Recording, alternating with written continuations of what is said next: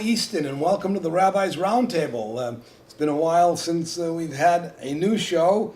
We've been a little busy at Temple B'nai Israel. For those of you who don't know, the building is up and running. Anybody that wants to come by, I'll be glad to show you my office. It's really stunning. Anyway, I'm glad we're back on air. We have a lot of things to cover, and I want to introduce my first guest, Marie Nuttall. Marie is the coordinator for Plein, and hard to believe a year's gone by, and Plein is coming up in a couple of weeks in July. That time. So yes. Thank you for being here at the Rabbi's Roundtable. Thank you So for having me. let's talk a little bit about Plein and tell people what it is. What is Plein Easton? So Plein Easton is the largest art competition in the nation, and it happens right here in our little town. That's incredible. I didn't realize it was the largest. Yes, it is. Wow. Yes, it is. And possibly the world. There have been rumors to that effect. So Wow. We're celebrating our 14th year this year. And sponsored by the Avalon Foundation. Yes. Yep.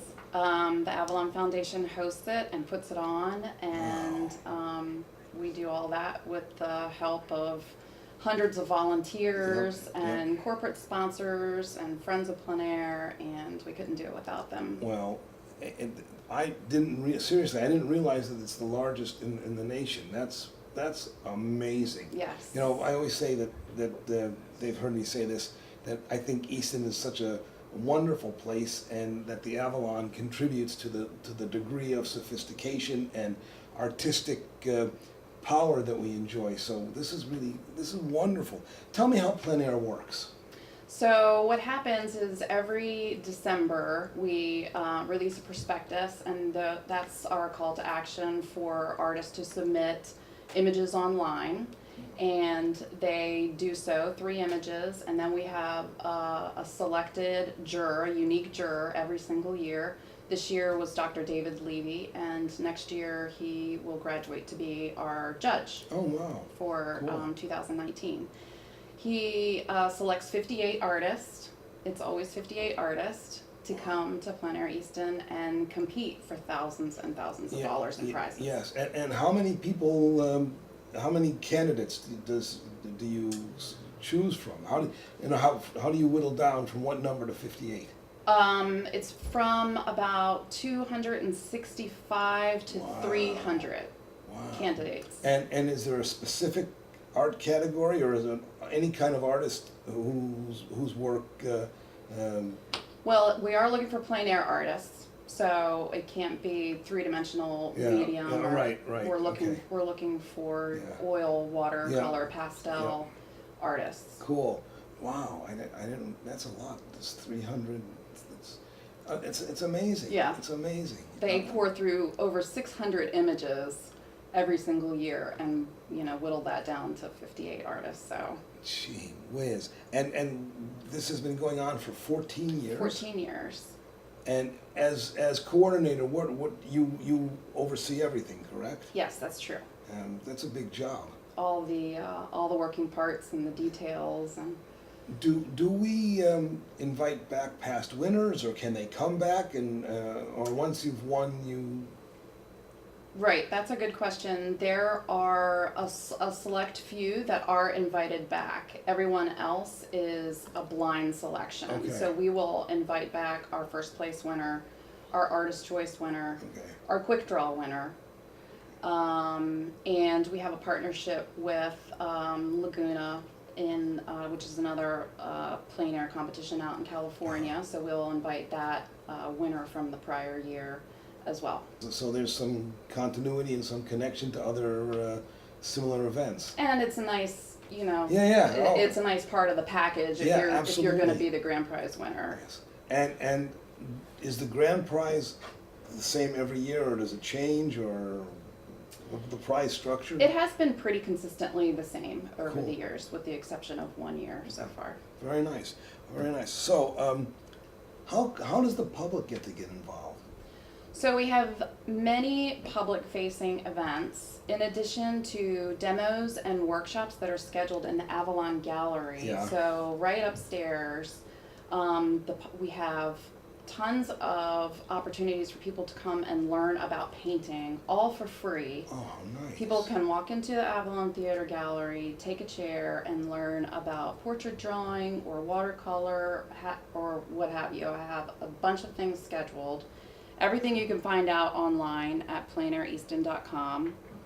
And also many of the local galleries have also invited professional artists in for all kinds of demos. All of this is on our schedule. And I'm sure they're the local galleries are very supportive. What about the art museum?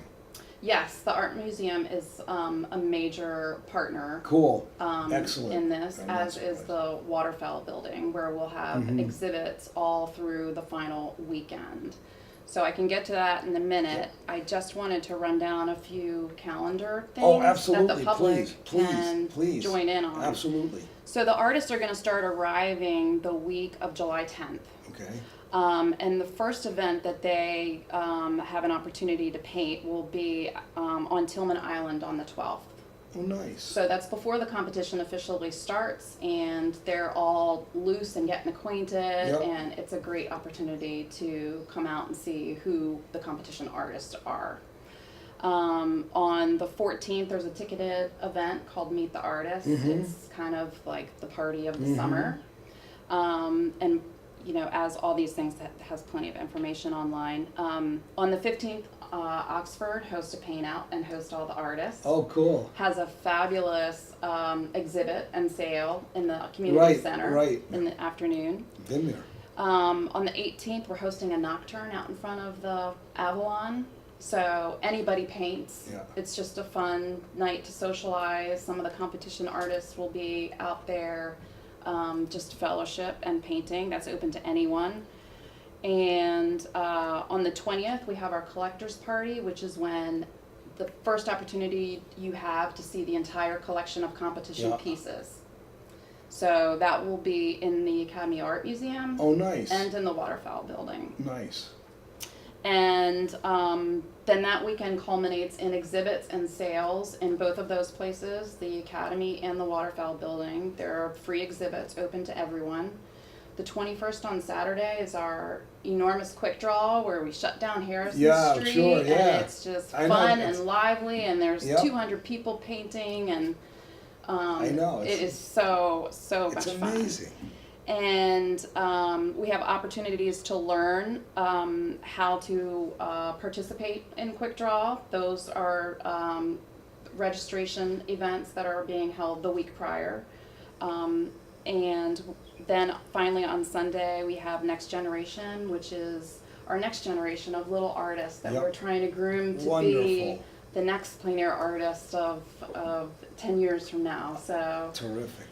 One of the things I've always enjoyed, I like just walking down the street, and it all doesn't matter which street because they're all over the place, and just engaging with the artists. They're interesting, and they're obviously hugely talented. I mean, these are not second-rate folk who get to come here, and to watch them, and they're always so willing to engage, and they're charming and appreciative of what you do and what Easton provides. I think that's so wonderful. Yes, many of them are nationally acclaimed artists, and we're so fortunate to have them here. I know. They have, after they have their canvases stamped on Friday the 13th, they'll have their canvases stamped, and they are set out. They have 3 days to paint the Delmarva Peninsula. They have 2 days to paint in Talbot County. Yeah. And then they have the last 2 days to paint in Easton only. So if you're interested and you have a favorite artist and you want to know where they are, you can come into the Avalon information booth, which is set up right in the lobby, and they'll tell you where you can find your artist. You can go engage them and talk to them and see what they're up to. Wow. Didn't we win an award? Yes, just recently, and I think plein air could possibly be a big part of that. One of the best small towns to enjoy the arts. I can't remember where I saw it, but yes, it was about exactly one of the best small towns to enjoy the arts. How wonderful! And it's truly, it truly is. I mean, it really, in so many ways.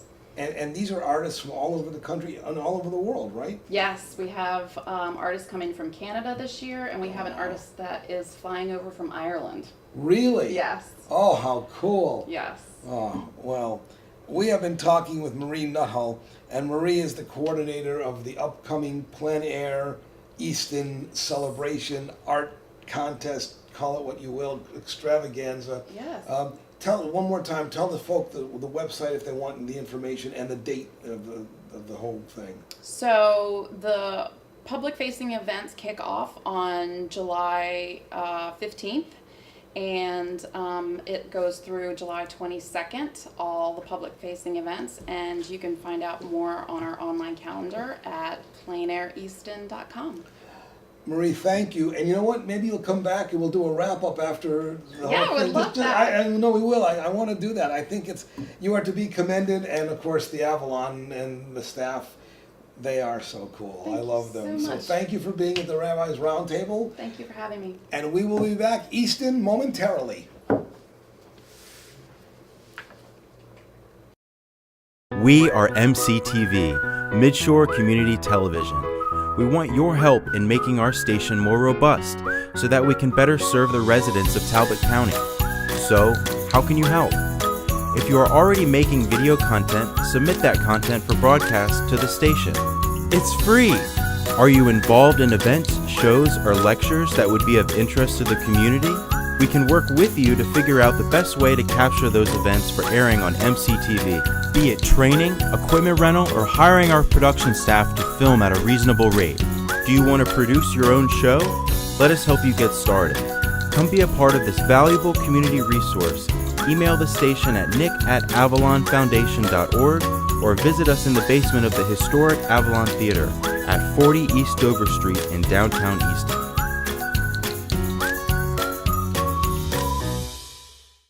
And we are back, and welcome to the Rabbi's Roundtable. I'm Rabbi Peter Hyman, Rabbi at Temple B'nai Israel, and we are coming to you from the studios of MCTV in the basement of the Avalon Theater. And my second guest is Lisa Marie Ghezzi, and Lisa is running for a seat on the Talbot County Council. Lisa, welcome, and glad you're here. Thank you so much, Rabbi Hyman, and I want to say congratulations to you for your grand opening that was of Temple B'nai. My goodness, it's such an impressive facility. Yes. I Beautiful. know you saw it. You were given a tour, and you were in my office, right? Yes. I'm telling you, you got to come and see the bookshelves. Yeah. They're incredible. Well, it's just such a beautiful Yeah, thanks. temple, and it has so many wonderful uses, and Yeah. it's just got a breath of fresh air, and it's light, and it's just beautifully done. People who come in, whether they're temple members or guests and friends, they have all commented that they feel at peace, and the sense of newness, not ostentation, but the sense of new and functional really makes them feel good. So we're delighted that it happened, and very proud to be a part of the community that has been so openly warm, welcoming, and gracious, and excited about this. And then we'll get back to you. But the opening weekend we had, on Sunday we had 300 people, and Friday and Saturday we had 200 each night. We had, that's a amazing. staggering number of folk participated, and Yes. friends from, anyway. Yes, thank you very much. Congratulations. Thank you very much. Back to why we're here. You are running for Talbot County Council. Tell us a little bit about your background. I know you're originally from California and you went to Berkeley. That's both impressive and very cool. Yes, thank you very much. I am originally from the San Francisco Bay Area, where I grew up, and I actually, in my senior year in high school, I went to the East Coast for a Model United Nations conference. Oh! And that's how I got here on the East Coast eventually, because I said to myself, I fell in love with it. In fact, what was quite unusual about that trip back in the late 70s was that the farmers were on strike. And the farmers actually, the farm tractors were the only mode of transportation to get people from Union Station to various places around Washington, D.C. And so my first foray into the East Coast was on a tractor. Oh, that's so funny. Yeah. I did Model UN, but I'm older than you are a lot, and it's really, it's really a powerful experience. Everybody that I know that went through it, were chosen Yeah. to very, very interesting and transformational experience. It Very really, important. it really was. And because I fell in love with the East Coast at that point, I said if I go back to graduate school, which I eventually did, I went to I Georgetown, know that. that I would, I really wanted to live on the East Coast. And so I ended up in Washington, D.C., and eventually, after 20 years, ended up here on the Eastern Shore in 2004. Well, we are fortunate to have you on the Eastern Shore. Well, thank you. Before we go into the other details, you are a beekeeper. I am a beekeeper. Real beekeepers. I'm a real beekeeper, yes. How and Yes. why and how'd you get started in that? Well, actually, it was very interesting. When I first came here, I was working full-time and going back and forth to Washington. But when I retired in 2009, I got very involved in volunteer work, and one of them was being a master gardener. And so I've worked with the Bay Wise program. Okay. And part of that was actually looking at bees and pollinators. And so for the first year of my beekeeping back in 2010, I decided just to take a class. It was a full class on beekeeping. And then, so the first year I didn't keep bees, I just learned about them. And then the year after that, I decided I wanted to be a beekeeper. So I've been doing it ever since. Where do you take a class on beekeeping? Well, the class was actually taught by Mike Embry out of the Y Research Center, University okay. of Maryland. Yeah. He's actually since retired, but he's actually continued to teach classes here in the area. And what's so amazing is that every year the class is packed. Wow. There are more new beekeepers. I'm part of our Beekeeper Association, and we have over 80 members. And there are at least 30 people every month at our meetings, which I've unfortunately missed the Well, last several months because of my candidacy. You're busy. But I will get back into it in July. And how many hives do you have? Right now I only have 3. I had 8 last year. Wow. Unfortunately, I lost them to a couple of things, which is very frustrating, but it's part of the learning process. Yeah. Okay. Well, that's very interesting, and now we'll get back to Okay. your resume is very impressive. You've had a lot of professional training. Let me ask at the onset, why did you choose to run? What's the motivation, and what do you think you bring to it, and why should we consider you? Okay, thank you for asking that. I chose to run because I really love Talbot County. I have grown to love this area through my volunteer work on various organizations, and I've gotten to know the nooks and crannies of our county. In part, why I grew to love it is I was a history major at Berkeley. And when I came here, I felt a sense of home already because of the historic homes here. Sure. The stories here, the families here, it's so much fun for me as a history major to meet someone and know, like, the Tillman family, the Benson family. I mean, we're talking admirals, we're talking governors, we're talking American history, and that's exciting.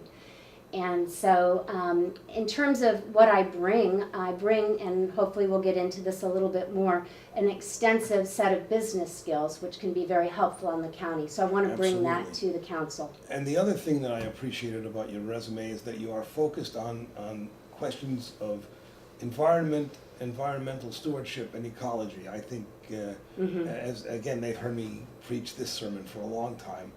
I think that's so important for us in general, but here it's intensified. Yes. And we need leaders who have a sensitivity to the necessity to protect the environment, at least from my perspective. Well, and actually one of the platforms that I'm running on is responsible growth. I think that we, have a fragile environment, one that we need to protect for health reasons. We also need to protect it for tourism reasons. We have a very healthy tourist industry here, and if we change the way we look here, we're going to have fewer tourists. So I think that's important. And lastly, we have a very important historical agricultural industry here. Absolutely. And to me, a healthy farmer, a healthy farm business, a healthy agriculture business is a healthy Talbot County. That's really true, and there are agricultural realities that are government inspired, that it's to the farmer's benefit to embrace those notions and be participatory in those programs. I'm delighted that you have taken that as part of your platform. Go ahead.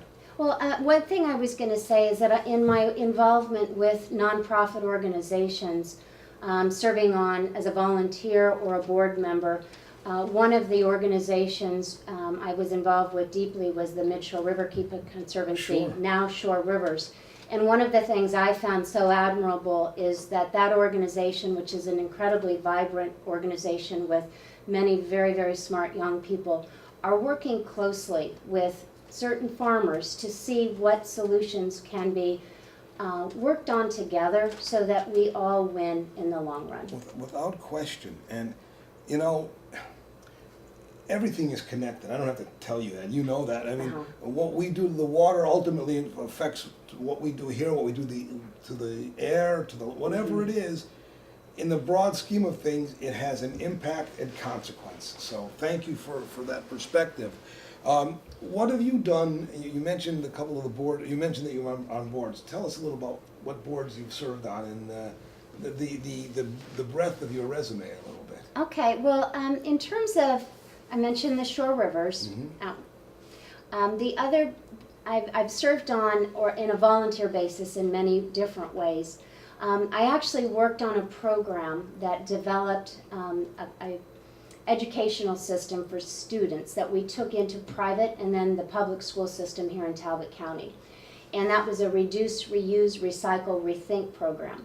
And what I enjoyed most about that was working with the teachers as we introduced first the principal in the school system and then the teachers on how best to integrate learning standards that the teachers are held by into this program. So it was something that we received. We actually went out and got grant monies for. We built the program and then we brought it into the classroom, and the children were just so excited to have that in the classroom. And they were very eager to learn something new, have new people in the classroom, and then we integrated mathematics, we integrated science, geography, and so that was a lot of fun. Really interesting. And how many schools did that?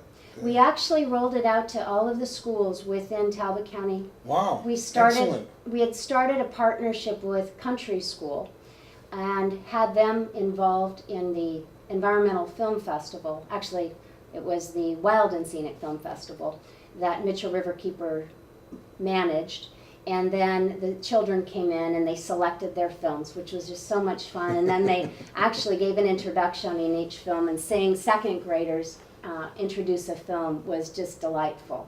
And you know, the personalities that came out were wonderful. Cool. And then we after we test drove it with Country School and then Saints Peter and Paul, then we rolled it out to the third graders within the public school system. Oh, how wonderful. And you were president of Saints Peter and Paul, right? I was.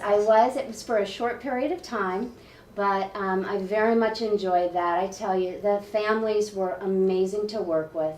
The students incredibly bright, and the teachers. I just loved working with the teachers, and so that was an experience that I will certainly forever hold in my heart. Sure, for good reason, and I too, I teach over there every once in a while, and every once in a while they do a field trip. I would imagine I'll come this spring to see the new building and take the kids through and show them stuff. Oh, wow. It's always delightful. Sure. Tell us about your business background. This is important as people begin to make decisions about who they're going to select and that sort of thing. So tell us what you've done and how it's informed you to this point. Okay, well, thank you for asking that. I have had, I feel, one of the most exciting business careers. There's something to be said of being in the right place at the right time. And I had an amazing mentor when I left Georgetown, my graduate work in business. And I had a mentor that was, I consider, one of the best in terms of intellectually challenging, high level of integrity, and always driving us to an outcome that was a win-win for everyone involved. So I took those business principles, and he basically, I had a lot of raw knuckles at times and a lot of red pens used throughout our career, but I had a really tough business training But on the back end, it was all for the best, and he had a heart of gold. He was just really hard on all of us.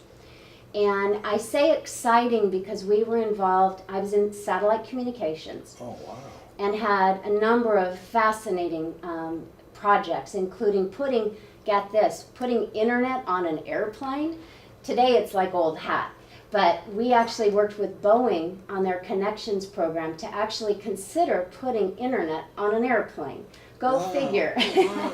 And now it's like, not a big deal. You don't fly on planes if they don't have internet I know. anymore. I mean, So that was really, we were that's always fascinating. seemed to be on the cutting edge of technology as it pertained to communication. So we at one point were approached by some folks that were involved with a company called American Mobile Radio Corporation, which ultimately became XM Satellite Radio.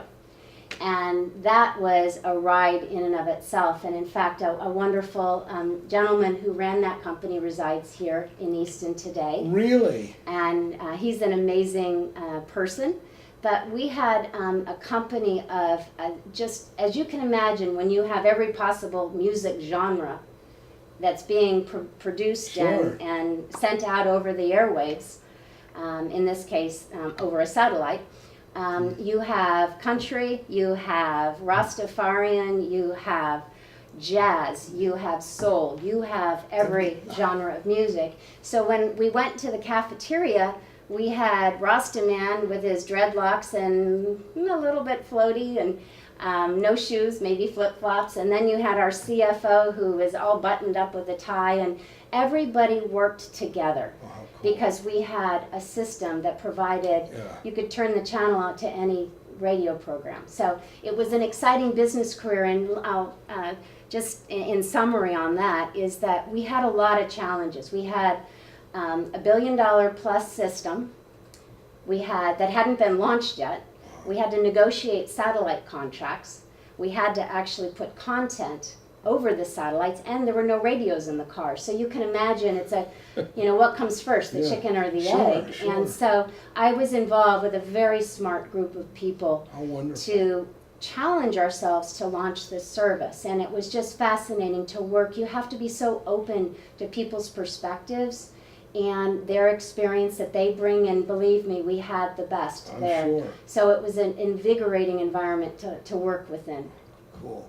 Who do you negotiate with for satellites? The government? No. There's Martin Marietta at the time. Oh, sure, of course. Yeah. And then Lockheed Martin for, Lockheed, the two companies they merged merged. eventually for launch services.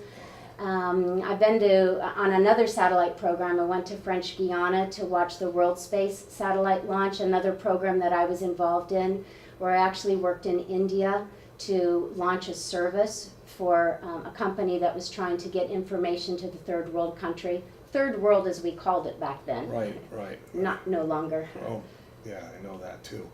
This is fascinating. Your background is substantial and it's impressive, and it seems to me to have all the components that you need if you're going to work on not just a government board, but if the council is going to be productive, innovative, visionary, and that's as a local citizen, that's what's important to me.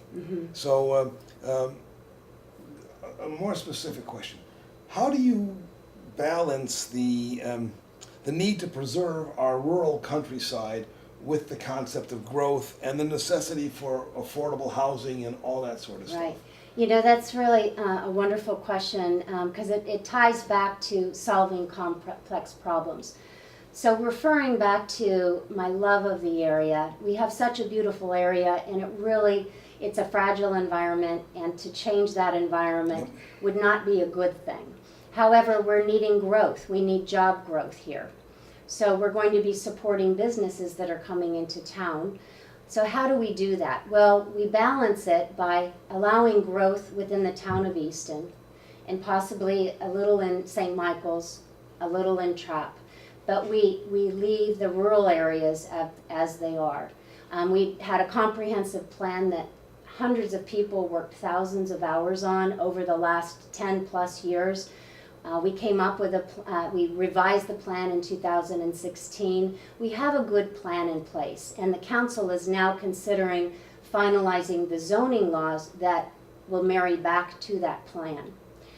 You asked about affordable housing. There's some real challenges there because I know there are. one of the things I continue to hear as a candidate is that our many teachers, many sheriff deputies, many people are not able to afford living in Talbot County, so they go elsewhere. But maybe we should consider having affordable housing here.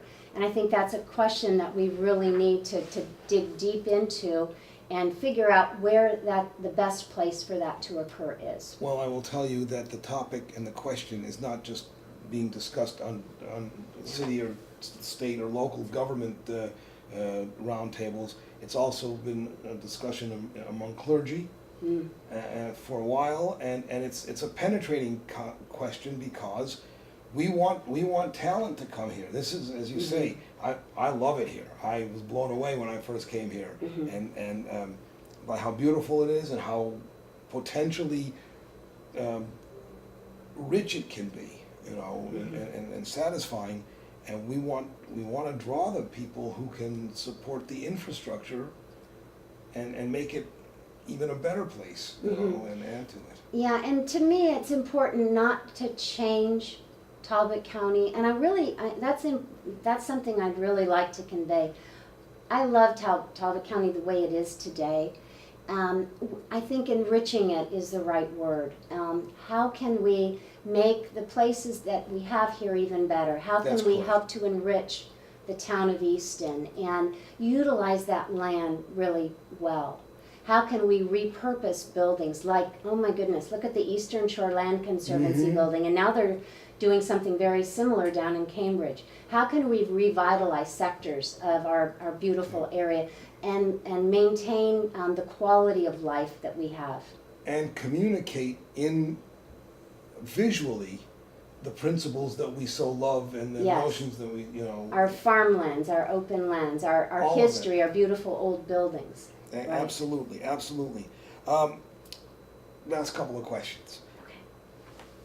How do you reconcile your concern for the environment with the desire to do what we just talked about, create jobs, preserve jobs, encourage growth? Because you know, that's a challenge and takes a real balance, I think. It absolutely does. And in terms of creating the jobs here, I think one of the things we can do very effectively is focus on certain business sectors that allow for not only more good paying jobs, but career mobility. Not try to spread ourselves too thin over many different business sectors, but focus on some areas that we collectively agree are the best ones for us to focus in on. And in some preliminary discussions and looking at what we have here, we already have very strong agriculture area, we have strong financial services, we have health services, and we have a huge tourism business. We also have two emerging business sectors that could prove to be very good here and fit in with our balance, really, with our need to preserve the area. And those are information services, information technology such as cybersecurity, as well as environmental sciences. We have a huge environmental sciences, 8 or 9 businesses operating out of the Eastern Shore Land Conservancy. We have Horn Point. We have, you know, new companies that have broken off from our companies here exploring solar power, which we're seeing in many places. So there's ways to balance it, but we have to plan long term, and that's where my strategy background also comes in. I mean, again, XM radio is looking out into the future. We didn't have radios in the cars until 5, 6, 7 years out. You had to plan that much in advance. I'd love to say to Talbot County, where do we want to be in 10 years? Where do we want to be in 20 years? And work together toward that, enhancing our towns. And then you're able to balance things better because you can, before you make that mistake, you can actually plan the path that you want to get there. And everybody's on board before the steps are taken. it's a challenge, and I'm always, as you were speaking, and I remember this all the time. There's not to be rabbinic, but tough. Well, this is your round table. Yes, thank you. But there's this quote from the book of Proverbs that says, "Where there is no vision, the people perish." Okay. Right? Wow. And I think that should be Wow. over everybody's desk in the world. I mean, and it's true. That's wonderful. And the other, and that's always contrasted with the reality that everybody says they want change, but nobody really wants to change because it's frightening. It and is scary. and Yeah. it's disruptive, and I want to do it my way because I know how to do it. But we have to, and that's what I hope about our next set of leaders. Not that these leaders are bad. I don't mean it that way, but we want people who have vision, who have an ability to balance both the need for vision with the insight to recognize the legitimacy of change while not being so disruptive as it just blows everything up. Right. So anyway, that's just And also, in having gone back to California many times, I've looked out the Plein window on many occasions, and it's scary to see all the lights across the United States. And when I look out, I think, how much I love Talbot County and how it is so unique here. And I don't want to drive into Talbot County one day and have it feel like just another town across the United States. I'd love to have it stay very much like it is, but enriched. Yes, I agree. Before we conclude, is there anything else you want to tell our listeners about you or your vision or your positions? Well, we've covered so much, and thank you for that opportunity. glad. I really appreciate it. I'd say that my business skills really, I think, give me an opportunity to help shape the next steps of our county. And I love working with people. I am a people person. I love to listen to people. I've been going door to door, and I have met some of the most amazing people in our community. It's really exciting. And I am diligent, and I just see this as a very exciting opportunity to serve the county and the community in this role. So thank you for the opportunity. No, thank you for joining us. Before we conclude, and I just want to remind folk, as you know, we've had a number of candidates on the Rabbis Roundtable. I do this, and we do this, we meaning MCTV, because we believe that the more face time we have with our folk who are running, the more informed a decision we can make as citizens and as voters. It does not necessarily indicate, it doesn't indicate an endorsement from MCTV or from myself or the Rabbis Roundtable, but we are very glad you are here and to take the time to share not only your impressive background, but your ideas and your vision. So, may I say one more quick thing? Yes, ma'am. I was really impressed before yesterday's voting for early voting came in, Wednesday, we were apparently 11% ahead of last year's early voting. I challenge you, Talbot County, to actually go out and vote so that we can show that we have an increase over all the other counties throughout the state of Maryland with the best voting record. Oh, cool. I already voted, so there you go. All right. Well, thank you. Lisa, thank you so much. Good luck, and we'll have you back at some point. Thank you. Easton, you've been seated at the Rabbis Roundtable. I'm Rabbi Peter Hyman, and this is the studios of MCTV in the Avalon Theater. We will see you next time on the Rabbis Roundtable.